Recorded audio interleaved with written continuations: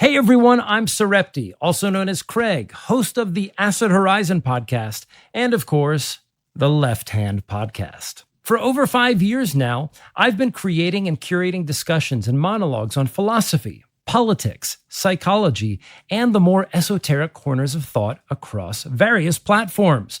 Recently, while preparing yet another video on one of my many favorite topics, I had a conversation with a friend who occasionally tunes into the show. He shared something that really stuck with me, and I ended up dropping everything to make this short video instead because I think it speaks to a concern many people share. He told me that philosophy podcasts can often feel overwhelming, especially when the hosts start using technical terms or make deep references to thinkers and texts that just aren't familiar to him. And honestly, he's not alone. Even I feel that way when I'm working outside my own area of expertise. There's a kind of anxiety that can come with feeling lost in a philosophical conversation, one that is often made worse by the daunting task of trying to read philosophy itself. Where do you start?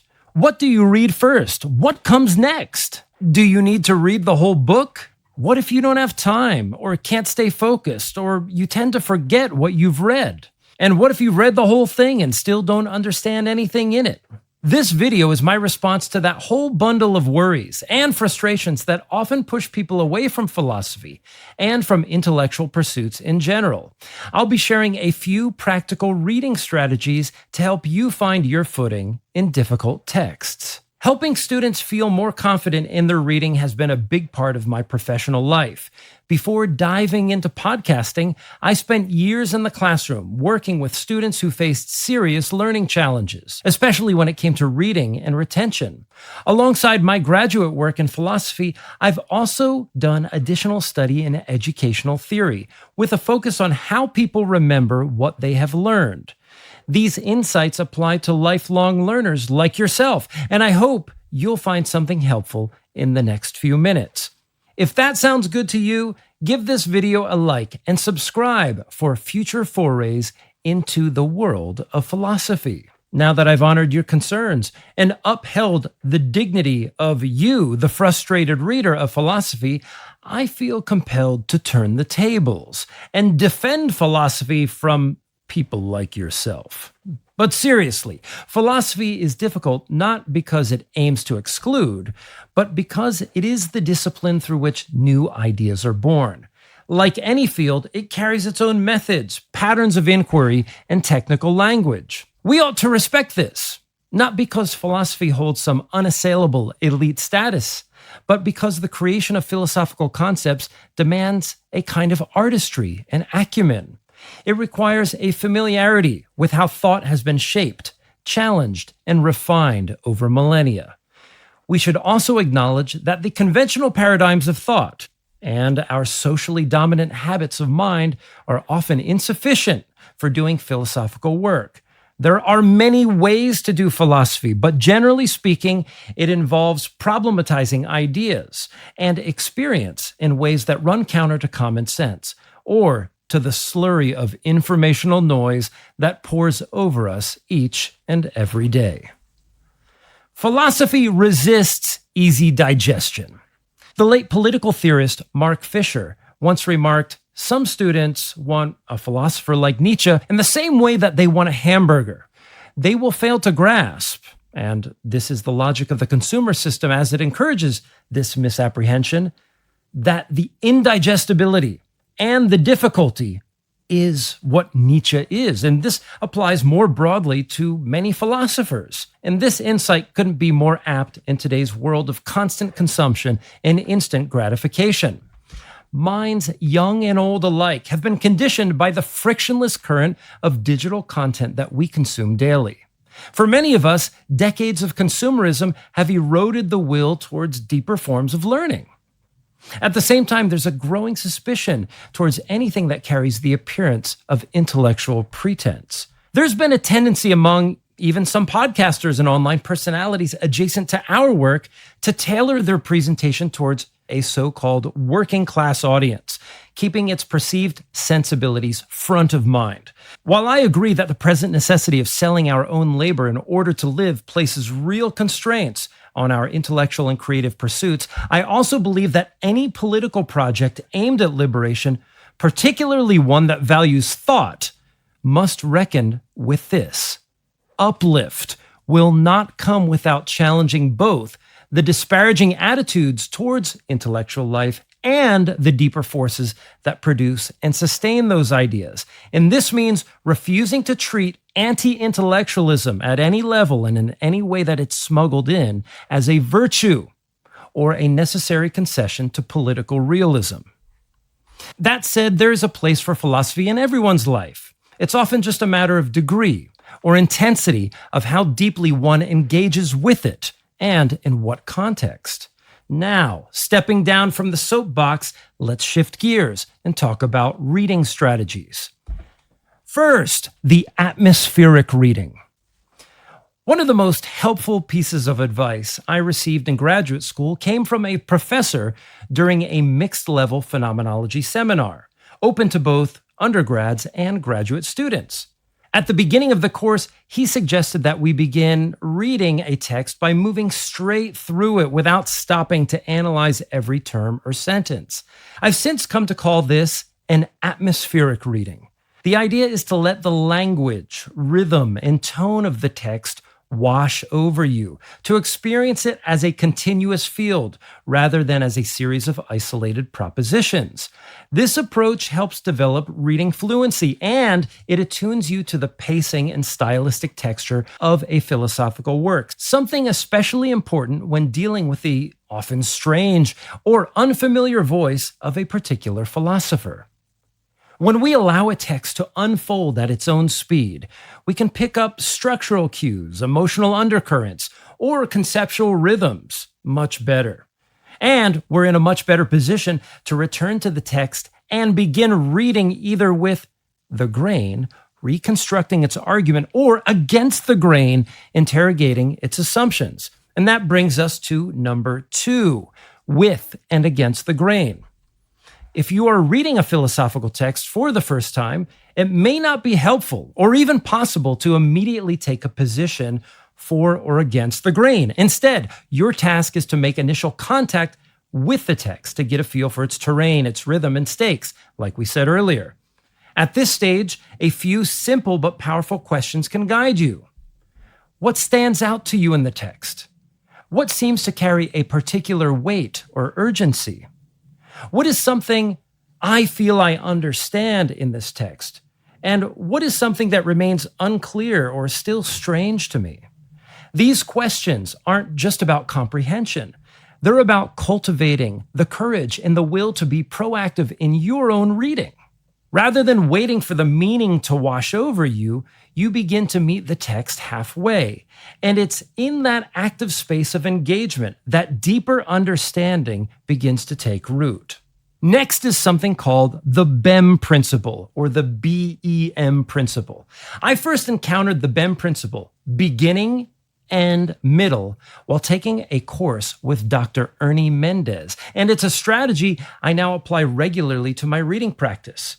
This technique was originally designed to enhance presentations and memory retention, and the principle has surprising relevance when engaging with things like difficult texts. We tend to remember best what we encounter at the beginning and the end of a text, while the middle is more prone to muddiness and distraction and forgetfulness. So when I read, I try to front load my attention by asking, what is the core insight early on? And I make it a point to slow down at the end to see how things are resolving or crystallizing. In fact, if I land on an idea that really resonates with me, whether it's an argument, a fact, or a particular phrasing, I'll often stop reading right there. I'll let that line become an exit point for the time being so that it stands out in my memory. Then I go get a drink or go for a walk or something. It's a simple but effective way to take control of my own retention. By ending on a moment of clarity or impact, I'm not just following the BEM principle, I'm shaping it to fit the rhythms of my own attention. And for teachers or professors or lecturers, especially those introducing complex or abstract material, structuring a lesson around the BEM principle can dramatically improve student retention. Begin with a compelling question or a core concept to orient attention. Embed interactive or reflective moments in the middle to sustain engagement, and close by returning to or rephrasing that initial idea so that it lands with renewed clarity. Ending on a resonant line or insight, just as one might do in a reading, can give students something to carry with them long after the lesson ends. Next is finger tracing. Many of us remember being told that pointing at the text with our finger, running our finger under the lines of text, was childish, a habit we were supposed to grow out of as our reading matured. But that small taboo hides a remarkably effective strategy. One study found that readers who used finger pointing while engaging with complex, visually split information performed better on comprehension tasks than those who didn't. The act of tracing helped manage cognitive load and maintain attention. When applied to philosophy, this technique becomes especially powerful. A finger or pencil can act as a physical tether to the text, to the page, to the book itself, keeping your focus aligned with the flow of thought and helping you remain anchored in the text. I mean, think about it. We are carbon-based threat detection systems. Things like flies, gnats, and anything flying in our general direction causes our attention to perk up. Let's utilize that tendency for our reading. So, rather than signaling immaturity, finger tracing affirms that serious reading is a fully embodied practice, one that rewards deliberate engagement over passive scanning. Annotations. One of the most important habits you can develop as a reader of philosophy is creating your own system of annotation. There's no single correct way to do it. What matters is that it works for you and deepens your engagement with the text. Personally, I use a system of little stars and 1, 2, or 3 lines to mark passages of increasing significance. A single line might mean something like, that was nice, that was interesting. 3 lines might mean definitely come back to this. Sometimes I'll just jot a keyword or phrase in the margin, enough to capture the essence of the point without breaking the flow of reading. And I often combine this with finger or pencil tracing to keep my attention grounded and my eyes anchored on the line or the page. And above all, don't be afraid to mark up your books. They are not sacred objects. They are tools for thinking. A great way to end a reading is to write a few reflective sentences, even just scattered thoughts. One practice I used with my students was a simple 3-sentence summary. One thing that stood out to you, one thing that you learned, and one remaining question about the text that you might have. You can tailor this to your own rhythm, but the goal is always the same: transforming your passive reading into active reflection. The phone. One way I personally define freedom is freedom from compulsion. And there's no object in the modern world that has inscribed more compulsive behavior into our lives than the smartphone. While tools on the smartphone like dictionaries and Wikipedia can genuinely support our reading, we have to be honest with ourselves. For most of us, the moment we unlock that screen, we're pulled almost reflexively into social media, notifications, and maybe into the endless gyre of doom scrolling. The phone becomes an obstacle to depth. I'll say that again. The phone is an obstacle to your experience of depth. So here's a simple but serious solution. Put the phone out of reach. Not just face down on the desk, put it in a drawer, in another room, out of sight, out of arm's reach. And don't play games with yourself. You know your tendencies. If you need to structure or set a Pomodoro timer on your laptop or another device in another room, that will allow you to get 25 minutes of uninterrupted reflective reading. The philosopher Confucius believed that reading was a kind of meditation that cultivated virtue. To be honest, I think he was right, and we should take every opportunity, every little trick and habit to reclaim our attention and re-enter that meditative space. So, as I mentioned at the beginning of this video, these techniques aren't just for beginners. Even those of us who have been reading philosophy for years need to pause now and then to take stock of our habits, especially in a world full of distractions that quietly are eroding our ability to focus. Sometimes it takes a conversation, a book, or even a video like this to help us revisit the foundations and find a fresh approach.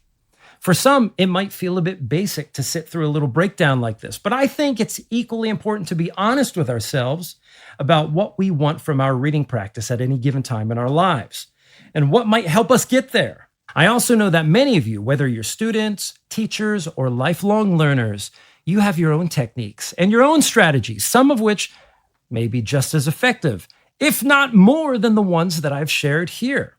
If that's you, I invite you to share a few in the comments to help others who may be struggling to find their way into philosophical texts. Thanks again for watching. On behalf of Left Hand and everyone involved, we appreciate your time and your attention. Until next time.